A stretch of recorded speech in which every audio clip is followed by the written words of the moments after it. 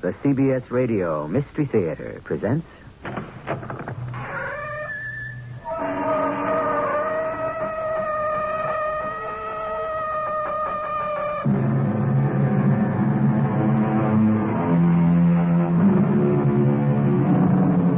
Come in. Welcome.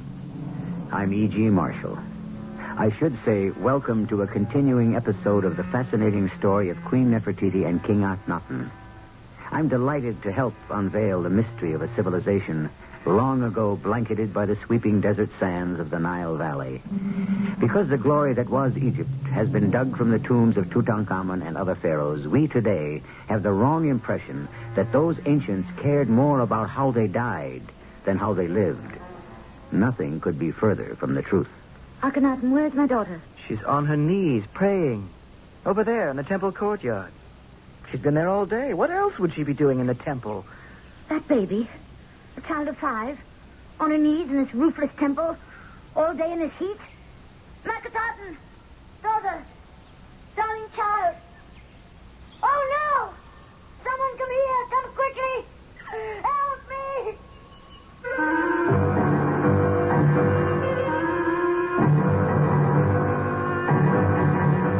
Our drama, The Head with One Eye, based on historic records, written especially for the Mystery Theater by G. Frederick Lewis, stars Tammy Grimes.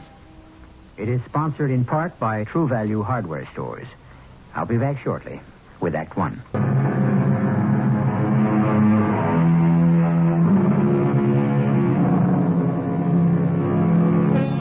The excitement and interest in one particular Egyptian queen who ruled Egypt 14 centuries before Christ would have never begun had it not been for the discovery of an extraordinary plaster and painted portrait of Nefertiti herself, sculpted in sinuous relief.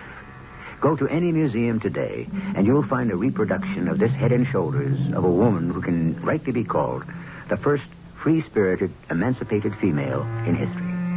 If Nefertiti lived today, aside from her stunning looks and bearing, she'd be regarded as most modern.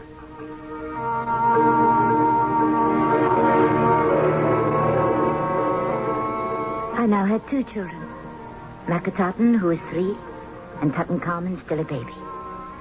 Between being a full-time mother and a part-time supervisor of the building of a new city, a full-time wife to a pharaoh who devoted his every moment to establishing a new religion of one God, the time left to myself sped as fast as the falcon flies. Good morning, Queen Nefertiti. Good morning, Mariani. There are a great many state papers for you to deal with today. Don't I know it?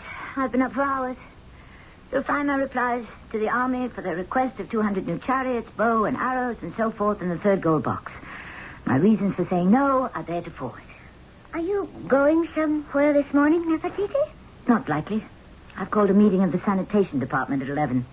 Why are you wearing your blue hat? The royal headdress? Yes. It's for him, Tutmus, the sculptor. He's supposed to be here. If being an artist means you have no idea of the time, I wish we could get along without them. But we can't. They are so irresponsible. They say he's the finest sculptor in Egypt. But what's all that got to do with your wearing a hat? He wants it for my official portrait. Now, Mariani, let's have what you brought me.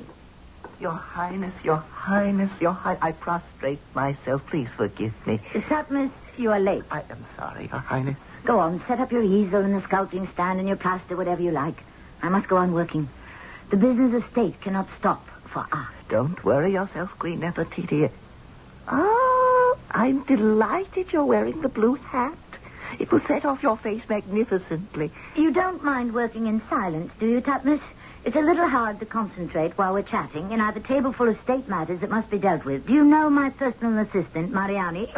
How do you do? I'll just set up over here by the window where I shan't be in the way. Oh, you have your little baby here in a crib. Isn't he a love? He must be Tutankhamun. I loathe being late, especially on such an important occasion as doing the Queen's head. You have no idea how much I've been looking forward to this day. What kept you? Well, I couldn't get through the Royal Road. It is so torn up, you wouldn't believe it. It's a battlefield of paving stones. I finally stopped my carriage and got to the palace on foot. I told them to tear up all that black pavement. Tear it up, get rid of it. If those builders can't find pure white stone, I'd rather they pack the earth down. At least it would be the right color. Now, before we start, dear Queen, I brought you a little something. Oh, I love presents. Will you unwrap it for me, Tuppence? A little statuette. Very nice indeed. What is it? A portrait, full length, of your boy. Of who? Tutankhamun? This is supposed to be him? You don't like it? Mariani, do you see any resemblance? There isn't supposed to be a resemblance. Why not? It's the custom, dear Queen. Custom? This dwarf, stick figure could be anybody. My great-grandfather, the General Hornrab, anybody. Nefertiti, I don't see how you can say that. It's a beautifully fashioned statuette. But it's not my son, Tutankhamun. Your Highness, I really don't understand the fuss. What is it that you want? I want life. I want your art to imitate life itself. I've always hated our stylized portraits. I want reality in plaster, limestone, wood, anything. You mean to really look real? From now on, Tutmos, art must change. No more dwarf figures, no more scarecrows, no more lies. I'm not attacking you, dear master sculptor. I've far too much respect for that. Everyone knows you are Egypt's greatest artist. But if this new city, Amarna, is to be the city of truth, then our art must be equally truthful. Realism? I can't wait to get started. Oh, my wondrous Queen, if you only knew what you have done for me. I, too, have always hated those awful statues that tradition compelled me to carve, where everybody's face could be anybody's face. Let me get started. Nefertiti, are you sure? The Queen is always sure. Oh, my Queen, you have reached my heart.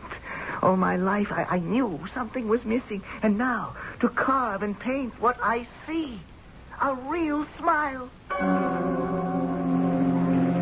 Over here, Tutmos. This here, I've got a table in the corner. Oh, am I glad this day is over. That Nefertiti, she is one big package of surprises, I tell you. You think you had a bad day? You just try being the scribe for Akhenaten and take down his dictation. He is so particular. Every single word. Nefertiti's quite difficult, too. Confused me completely. Wait till I tell you. Well, that's quite a royal pair we've got on the throne these days. I almost quit today. You're joking. What? There isn't a scribe in all Egypt who wouldn't like your job. Yes, and welcome to it. It's nerve-wracking and thankless. No matter what I do, it's wrong. The Pharaoh doesn't think I write fast enough. Only one thing keeps me from throwing the papyrus right in Akhenaten's face. What's that? Horse forbid. Yes, I'm afraid he'd have me killed. Oh, no, he wouldn't. The Pharaoh is the last person in the world to order such punishment. Are you sure? Akhenaten is too concerned with his new religion and philosophies. He's a dreamer. And dreamers don't act. Not violently. Well, they're an interesting pair. You have to admire them. A lot of my friends in Thebes have started to come here to Amarna. This is a new world, Mayhew. A new city. Yes, city of truth. Isn't that what they call it? I came to the palace today to do her portrait. Nefertiti wants her plaster portrait to be as lifelike as I can make it. Think of the opportunity. Tomorrow at noon we start. We live in a wonderful age, my friend. Good morning, my queen. I've brought you the 7 gold trays containing today's business. Put them in their usual place on my table. Mariani, have you seen my little daughter today? Nefertiti? No. Where is she? She didn't come to kiss me good morning. The Pharaoh took her with him very early. They went to the Greek temple of Aton. Good. I like that. Remind me, Mariani, to inform the exchequer that when the workmen take time off to build their own houses on the avenue extension, they are to receive full wages. I'll make a note of that. What is it, Mariani? Why are you standing there in that funny way? Are you holding something behind your back? This little basket was left on the steps to your door. I don't know how it got there exactly. What are you being so mysterious about? A basket? It's a gift. Someone's left you a gift. For me? Where is that someone? Outside. Let me open the basket and see. Ah, a kitten from Persia. Oh, you sweet darling. Look how white and fluffy he is. A kitten. No, wait. Is it Hornrab? General Hornrab. But it can't be. Why not? Why shouldn't the general of the Egyptian army visit his queen? Hello, Mariani. Good day, General. Mariani, don't go. Stay. I had better. I'm beginning to get a little concerned about Nefertiti. She isn't used to being out in the sun that much. Oh, she's with her father. You told me, so no harm can come to her. Still, I'm worried. I see nothing has changed. No, it hasn't. Mariani still does my worrying for me. Mariani, all right. Here, take the kitten. When Nefertiti gets back, you let her play with it. She'll love it. So white and soft and furry. Hornrab, thank you very, very much. You know what a kitten means to me. The one man, Mariani, who never brings me flowers, but always kittens. I take my leave of you, Your Majesty. Tell my little daughter we shall call it Mew Mew the Second. How old is she? Almost 6 years old. Has it been that long? Let me look at you, dear General. You haven't changed. Well, not on the outside, perhaps. Well, you have blossomed, Nefertiti. Have I? As has your city of truth. What brings you to Amana? I need help. We all need help. In fact, we need a miracle, Nefertiti. Dear friend of my childhood, you never did waste time on small talk, did you? If we want to survive as a nation, something must be done immediately. Surely, if Egypt is in danger, you and the army can take care of any enemy. That's what I meant when I said we need a miracle. If the Pharaoh has any influence over Aton, the sun god, now is the time to use it. Otherwise, my dear, beautiful Nefertiti, we are all lost.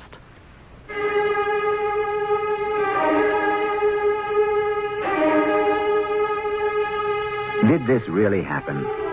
Are those we have met, Nefertiti the queen, Hornrab the general, Tutmos the sculpture, Mariani, are they real? Did they live?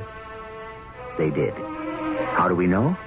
By reading the inscriptions on the tombs, words on the scarabs, cuneiform correspondence between Asiatic kings and the pharaohs. Archaeology is pure detective work, and the solution is history. I shall return shortly with Act Two.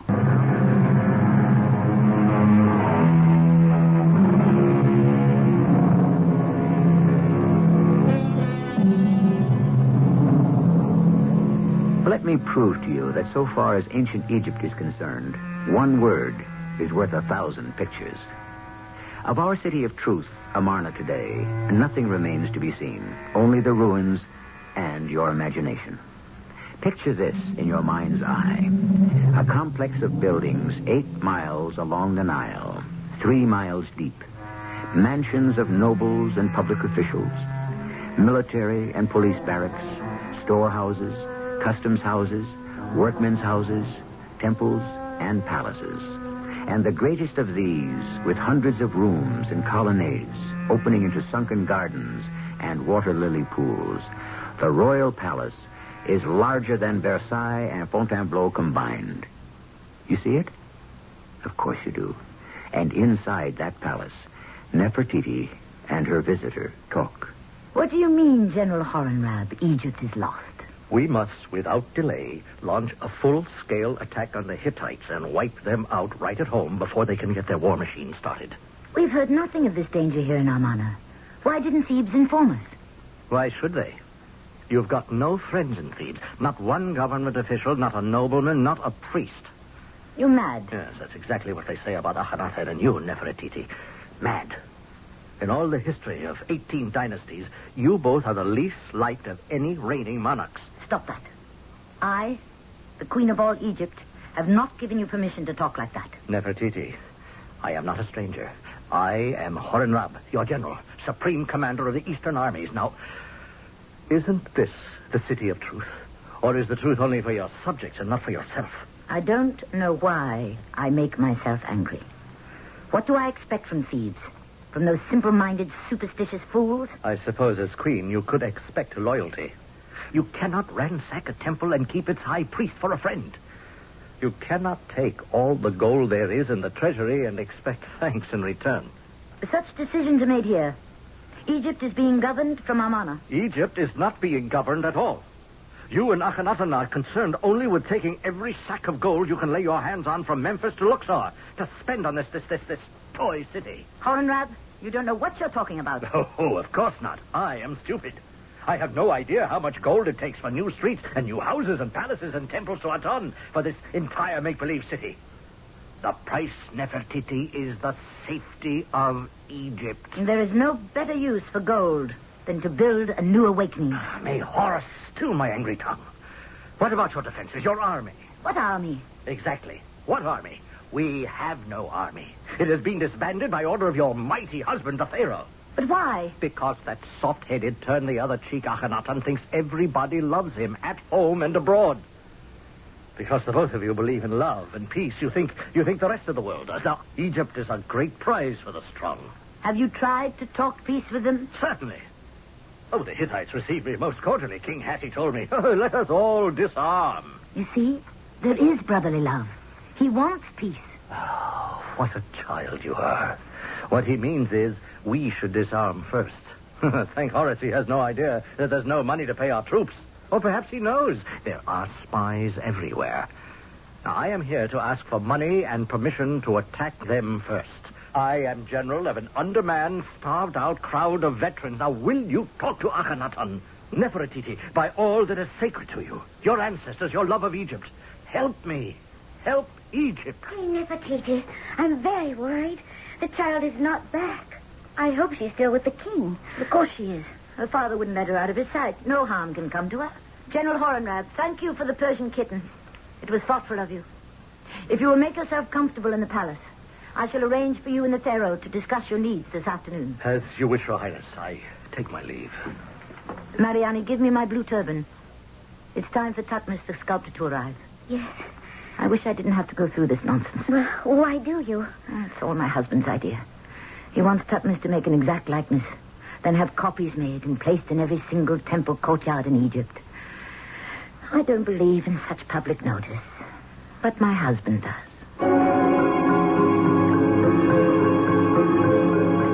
My queen. Queen Nefertiti.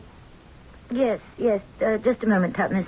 Yes, Mariani, do come in. I have some dispatches to go out. Your Majesty, could you not move so much? I told you in advance, Tutmos. I don't have the time to sit for you. If you can do your work while I do mine, we shall get along splendidly. Well, could you hold your head a little higher? That's the hat, Your Majesty. My hat? This blue turban? You asked me to wear it. I know I did, but... What's wrong with it? I adore it, my queen, but there is... how can I say it? Too much hat. When you bend forward over the table while you're working, all I can see is the hat and no face. And Egypt loves the face. May I suggest that... Mariani, would you be good enough to tilt Queen Nefertiti's hat a little to one side? Oh, all right. Excuse me, Your Highness. Like so? Mariani, hold a hand mirror before the queen so she can see the effect. Perfect. At an angle. What do you think, Nefertiti? Hold the mirror still. No! I wear the royal headdress so. Straight. I do not wear it on one side. I never wear it tilted on one side. It's up to you, my queen, but... Tutmos, you may leave me now. I cannot pose any longer. Oh, as you wish. I'll just cover the clay and plaster and be on my way.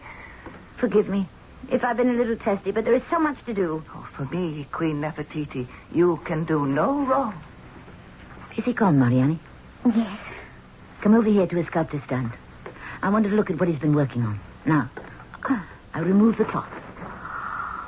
What do you think? Oh, an extraordinary likeness, Nefertiti. Is that all? Do you wish me to be completely honest? Yes, I do.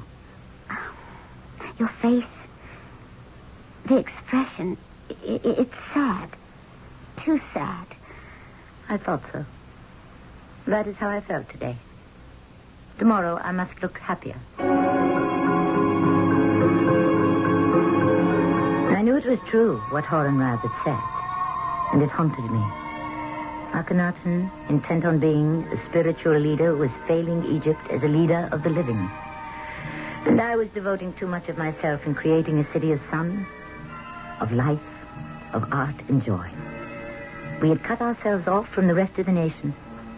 And the truth was, our monarch could be neither Akhenaten's mausoleum or Nefertiti's Mecca, so long as swords were pointed at Egypt. Mehu the scribe. What? You're not listening to me. No, I am, great Pharaoh. It's just that I look over there and it's a little warm in the temple center court, you understand. The sun beating right down in the middle of the day, no roof, and that little child... That sun is our God. He is shining our way to everlasting life. I couldn't agree with you more, King Akhenaten. Now, where were we? You had just said... I have built shrines and temples in honor of the gods... Wait. Let me see that papyrus. Oh, imbecile. Dolt. Who told you in honor of the gods? It is God. G-O-D, singular. Don't you know what our religion is? It was an unfortunate slip. See that the stonecutters get this much of the text. Don't touch a word. King Akhenaten... Your daughter, Nefertiti, is still kneeling where you left her to pray several hours ago. Naturally. But she's very little, and it is very hot on the granite altar stone. I have asked no more of her than any pharaoh of his royal offspring. I want the prayer to Aton to be remembered, and when she knows it, she can get to her feet and run around and play. Are you ready to meet with me now, Nefertiti? Hornrab, what have you been doing? I used the past hours to explore your dream city. No question. It is a city of sunlight. It outdoes anything in Thebes or Luxor. I congratulate you on your imaginative planning. The gardens, the fountains. You like it. Now, wasn't it worth all the effect? The whole city shows the results of much preparation and thought. Years of it. Do you know, Hornrab, before we could put up a single building, we had to sink wells for water, dig drainage ditches, set up workshops to cut and carve all the building materials. Nefertiti, the same care and planning you've done for this city, you should be doing to preserve Egypt from outsiders. Don't say any more, please. I've been thinking a lot about what you said. One must face the truth. Sunlight and idealisms are truths, but so are black clouds and danger. You've made me realize that, Hornrab. Mariani. Your Majesty. Has the king returned? No, he hasn't. Or little Nefertiti. What's the hour? 5 hours after high noon. If the king on the mountain will not come to his queen, then Nefertiti must go to the mountain. Come, Hornrab, and you too, Mariani. We must go to the great temple and present my husband with the truth. Scribe, have you got that down? Every word, O Pharaoh. Then add this. There will be 100 statues, each 13 feet high, giving us one for each temple. They shall be conveyed by barge as far north as Memphis, as far south as Aswan, and each statue shall be erected on the same day. I believe that is the queen approaching. She has a military man with her. Nefertiti? What's she doing up here? Akhenaten, I bring Hornrab. I'm very busy now. I cannot talk to him. You will talk to him. Akhenaten, where's our daughter? Over there in the center of the temple. What do you have her doing? She's on her knees, praying. What else should she be doing in the great temple to Aton? Child of 5? In all this heat? Nefertiti! Darling child! Oh, no! Hornrab! Someone come here! Come quickly! Help me!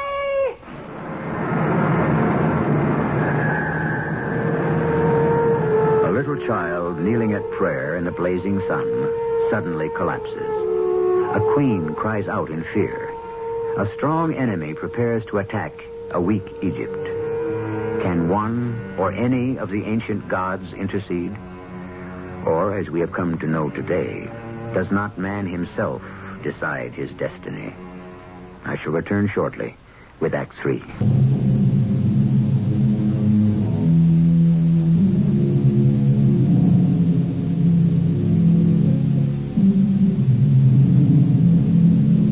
One of the sources of this story was dug up in Oman. Clay tablets of correspondence set down by a professional scribe and still decipherable. It enabled us to recreate this account of this beautiful, adored woman of ancient Egypt married to a man of royal lineage who rebelled against the pagan worship and human sacrifice of his ancestors. For Akhenaten was the first monarch in Egyptian history to believe in one God. What God? What God would have permitted this? Mariana, I'll carry the poor little body there to the palace. What children? You're so healthy. We're being punished. Aton's sun god is false. It was the rays of Aton which destroyed my innocent little one. Aton is evil. Do you hear me, husband? Evil. Enough. Oh, yes. Hit me, almighty Pharaoh. Slap me because my words have offended the great king. You're as evil as your God. We are betrayed. All of us. Nefertiti, please. I couldn't help myself. Please, I cannot bear to see you cry. Where are your tears? Your God has killed our firstborn. Indeed. The old gods will kill us all. Oh, no. No, Nefertiti, it is an honor to be the first to be claimed by Aton. You are mad. We are cursed, all of us.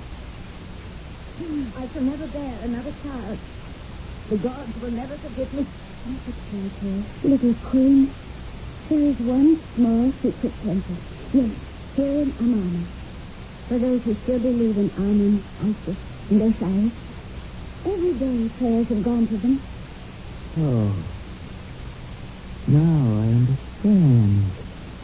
No wonder Aton, the god of the sun, has taken our child from us. So there is a secret temple and secret worshippers under my very nose. Oh, they do not know what vengeance is. Now they will know. Go! The sight of you all seconds me. You're all unclean and unworthy to stand in this great temple in the sight of the sun. Go!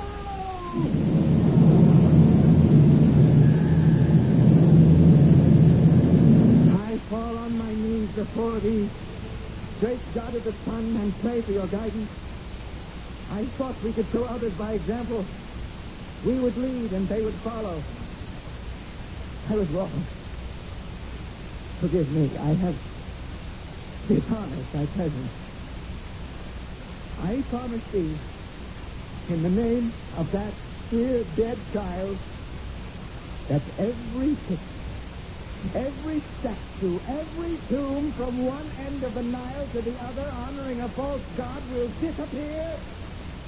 All will be destroyed. Forgive me, Aton!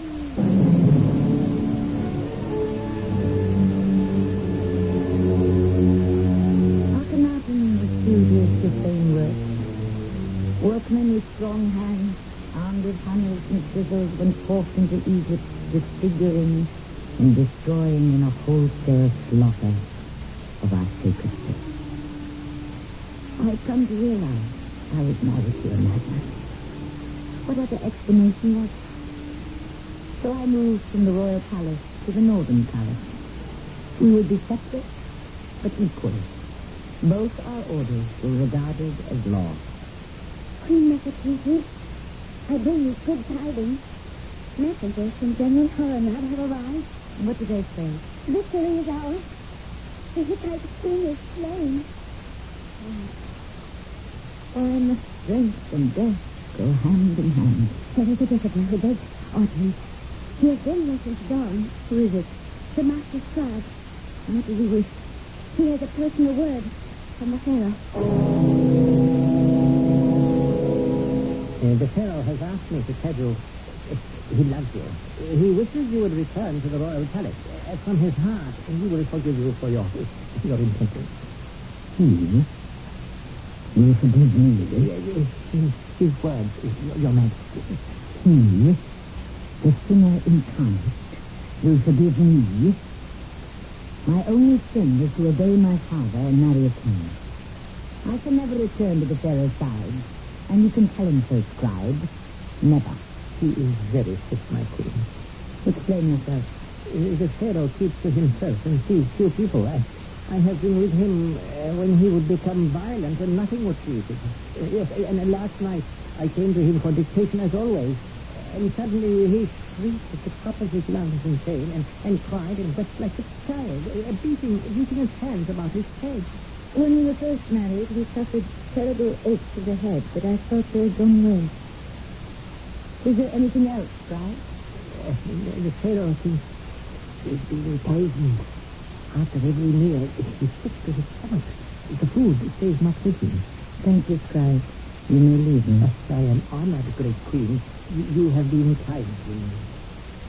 Mariani? Yes, Nefertiti? You heard the Scribe? I was outside listening. What should I do? How can I reach me? Listen to your heart. Mr. Duterre? I cannot promise him to remain, but I cannot be so uncharitable as to say that. Nefertiti. I never thought you would come. I was told you are not well. Oh, nothing at all.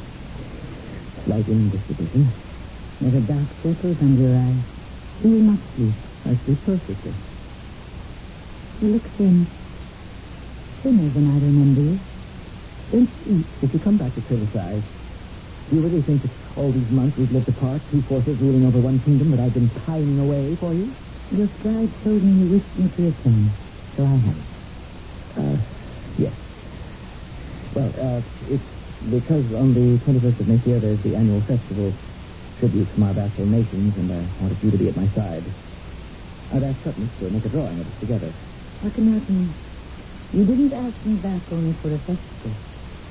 You do love me. I do. I always have.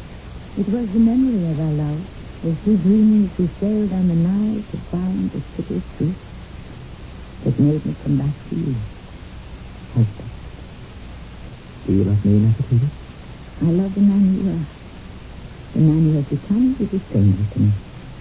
How am I different? How? In so many ways. Why? I don't know. Cannot you love me as I am, not as I was? A woman who is once loved always wishes she could have again. But it's all different now. I am different. What changed you? I think when little Nefertiti died, something died within me also. I cannot blame you. You believed you were doing right to ask that small child to remain on a knees to Christ. You died a martyr. I said I didn't blame you. You do accuse that on the sun. We are two people with two minds. And now, two beliefs.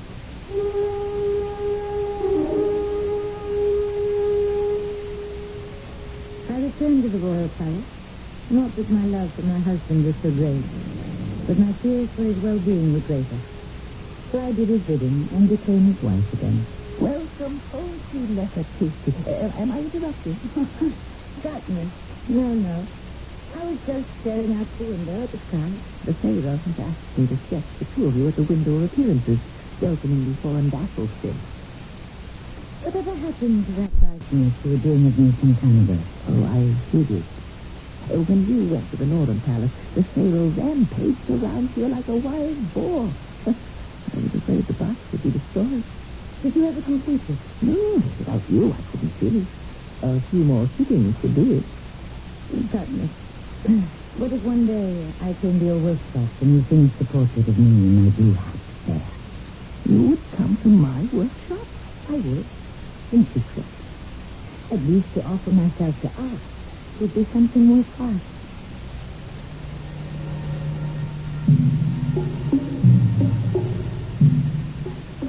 As I look back on it now, perhaps I was wrong. But I knew Patmos was a great, great artist. And so, for many weeks, I would go to his workshop and paint. Not only wearing the blue hat, but often, for a portrait, wearing white, leather, etc. Oh, I'm tired, Nefertiti. Do you mind if I start working on the marble today? And standing still in one place on a little tired myself. Yes. When you're dressed, let us sit down and have a cup of wine. I cannot remain long, Patmos. The emissaries of our Supreme Commander have asked for an audience. You mean Horus, perhaps? He didn't come himself? Is that so surprising? Well, Nefertiti, there's always been talk about you and him. There always will be talk. Some people have nothing better to do. Whether it's the foreign rats whom I've known since we were children, or you, Putney. There'll be talk about you, if there isn't already. Do you think so? Does it matter, dear Nefertiti? That's what I ask myself. Since I've accepted my husband 40 years, the building of our monument doesn't interest me anymore. Let them talk. You have lost a daughter. Isn't that the real reason? We called her Nefertiti. Do you know what that means, dear Putney? Protected by Atom. She is disregard. Do you believe that? Yeah, I must. Don't you? I don't let myself think about it.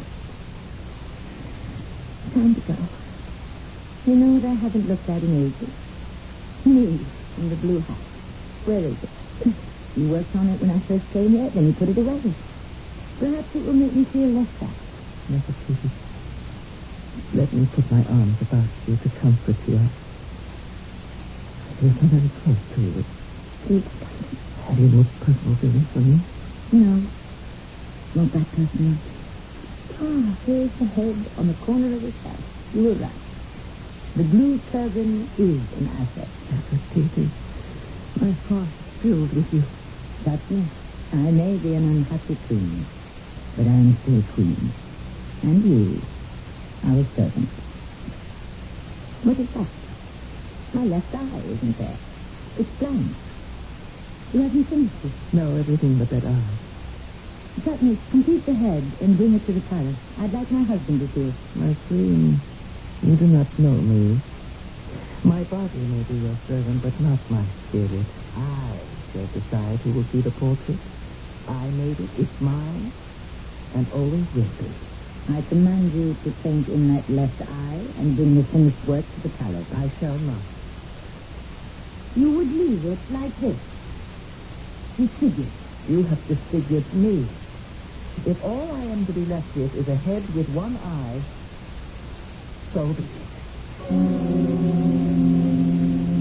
Nefertiti, there has been much talk in court about other men. If it was like this. It is of no matter to me whatsoever. I have no feeling for you. And where is all that love and easy sweetness so that I would return and live with you? Gone. Perhaps it never existed. How sad. I know my love for you did exist once. What do you wish? We must have more children. We have Tutankhamun and several little girls. I want more children. What night do you wish me to come to you? You never asked me that when we were first married. I did not know that my firstborn little girl would be taken from me so soon. Not to teach her about life. So close for her. Never to hold her to my breast. Love her. Pick her up and kiss her. Kiss her. All that has been taken from me. I have been robbed of that power. You will come to me tonight, Nefertiti. Leave the past alone. What is broken cannot be mended.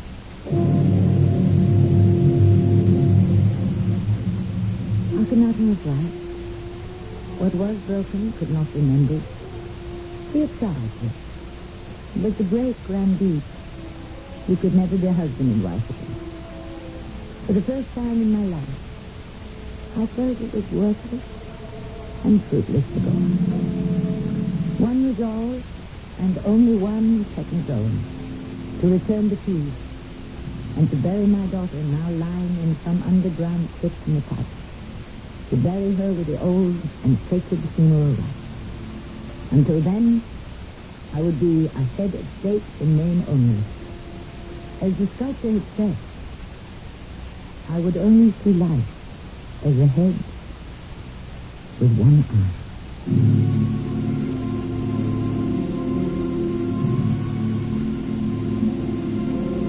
It's pure conjecture why the left eye of the famous bust of Nefertiti is missing. But archaeologists are all agreed it is missing. It was not damaged. It was never there. So we are left with a painted plaster, one-eyed beauty, and assumptions. Guesses. More when I return to tell you about the final chapter in this extraordinary story.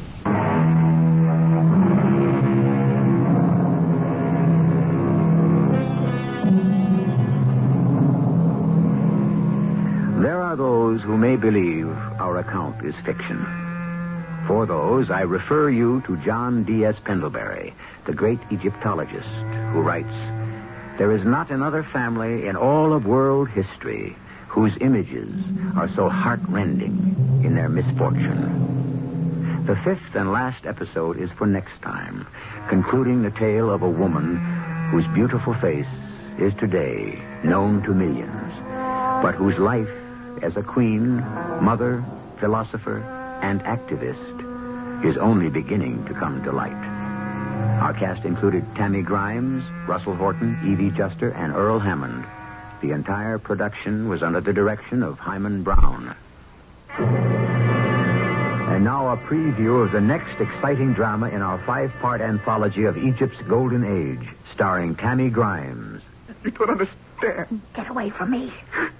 Come down from the steps. I don't want you near me. Don't you understand? You don't know me anymore, please. I'm standing here on the top step. Don't you come any closer. It's your bed, dearest one. We are husband and wife. Stay where you are. Failure is written all over you. Enemies around you, enemies at home. What is your god Aton, the sun, done for Egypt? Do you know what I have hidden behind this curtain? There. Look. There they are. My gods. Thoth, the standing baboon. Sobek, the crocodile. They protect me. You traitor. And what has he done for us, your one god? Where is he? I am Aton. I am God. This is E.G. Marshall inviting you to return to our Mystery Theater for another adventure in the macabre. Until next time, pleasant dreams.